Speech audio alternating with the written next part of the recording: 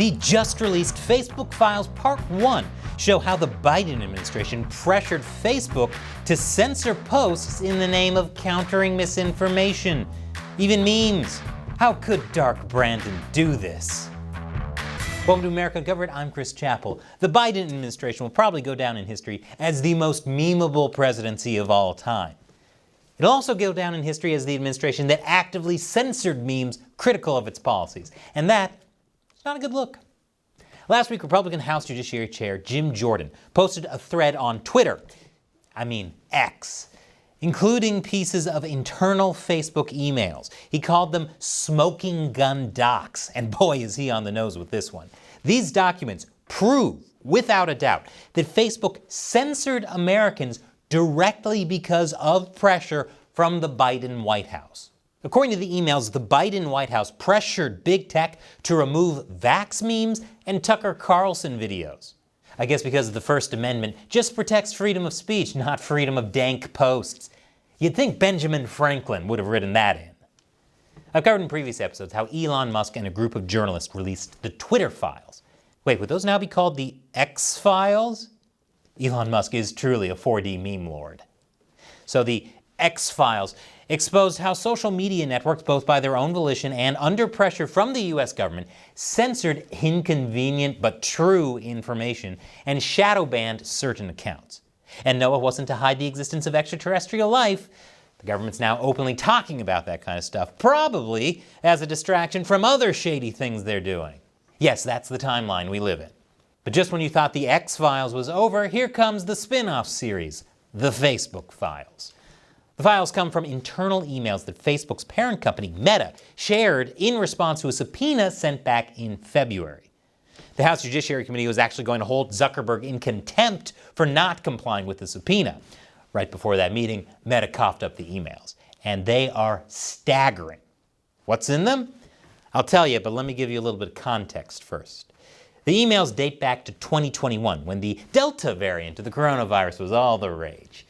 The Biden administration really wanted to get people vaccinated and voiced frustration with social media for not doing enough about COVID vaccine misinformation. Facebook took this personally and argued that it did a lot to connect billions of people to reliable information. Although Facebook saying they're full of reliable information is like the Taliban saying they're full of feminists. When asked if the White House found that to be sufficient, then White House Press Secretary Jen Psaki said clearly not, because we're talking about additional steps that should be taken. Obviously, those are steps they have taken.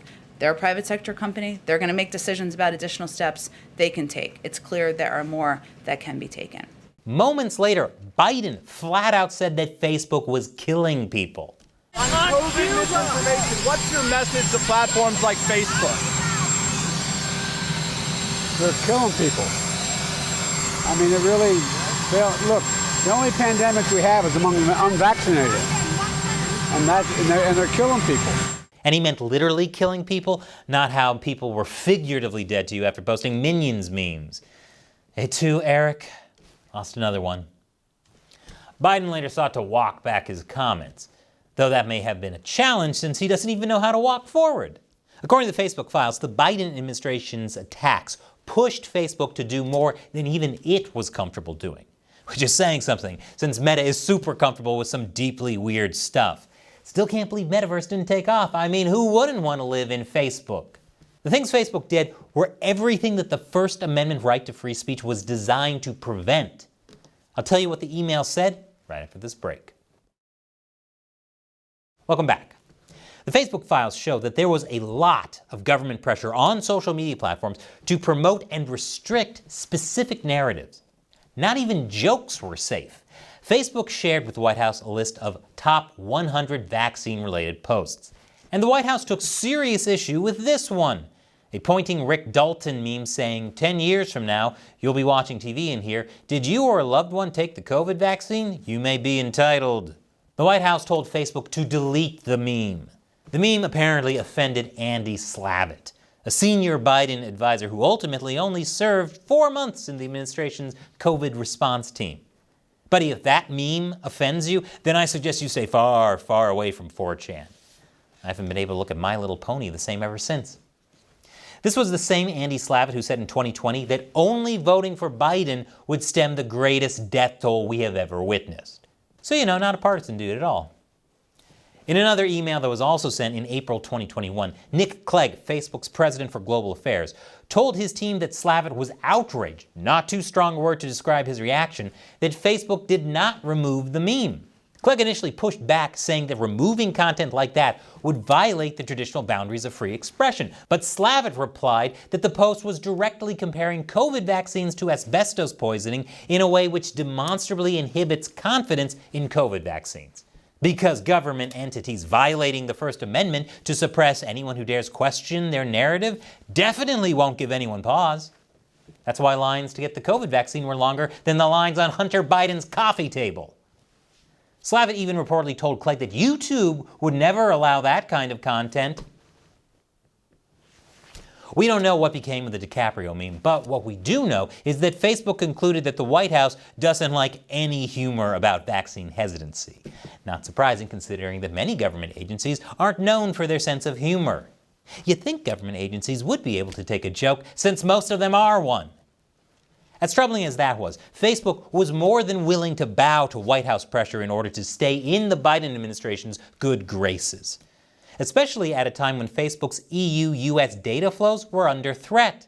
According to one email obtained by Twitter file author Matt Taibbi, the Biden administration seemed to even toy with Twitter's fears by expressing an interest in reviewing Section 230, which provides immunity to online platforms from civil liability based on third-party content.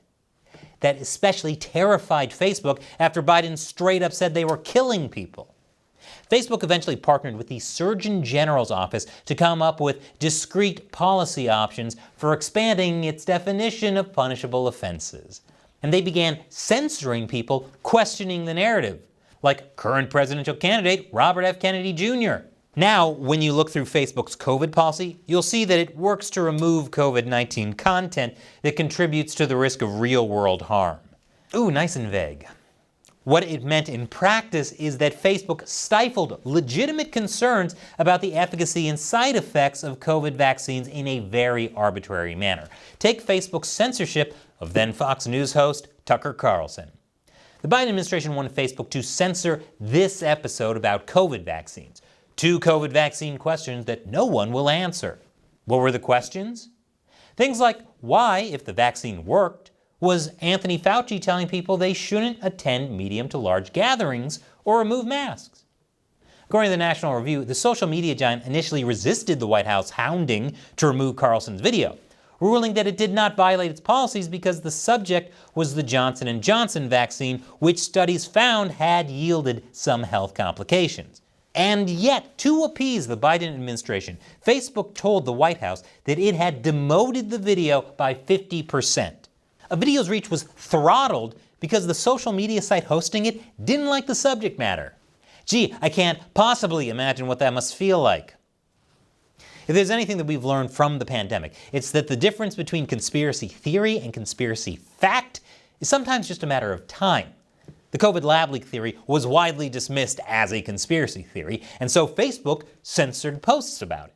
Now, the chief of the FBI and the Energy Department say it's the most likely scenario. Even Facebook employees questioned why they were doing this, which is saying something considering some of the deeply weird stuff Meta employees didn't question.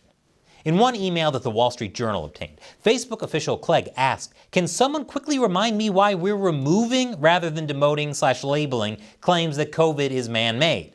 To which a Facebook vice president in charge of content policy responded, "We were under pressure from the administration and others to do more." Be careful not to inhale too much secondhand smoke from that smoking gun there. Facebook knew that it was doing things that would lead to major problems with freedom of speech and trust in institutions later down the road. And yet, it was focused more on kissing up to the White House. But it's funny how it was kissing up to one of the most influential sources of COVID disinformation, Biden himself. Biden once claimed that you're not going to get COVID if you have these vaccinations. But we now know that people can get COVID, even with vaccinations. In fact, around this time, the government was just beginning to concede that the vaccines were not 100% effective. Why is it that Biden himself gets away with spreading disinformation? Perhaps Clegg was onto something when he said early on that government censorship, direct or indirect, may not be the best thing for people. Maybe another round of UFO hearings will distract people from the story. These are the only X-Files they want you focusing on right now. So what do you think about the Facebook files? Leave your comments below. And remember that we rely mainly on direct support from viewers like you. If you want to help us deliver nonpartisan news, all it takes is as little as $1 per episode over on our crowdfunding website, Patreon. Visit patreon.com/America Uncovered for more. Click the link below. Once again, I'm Chris Chappell. Thanks for watching America Uncovered.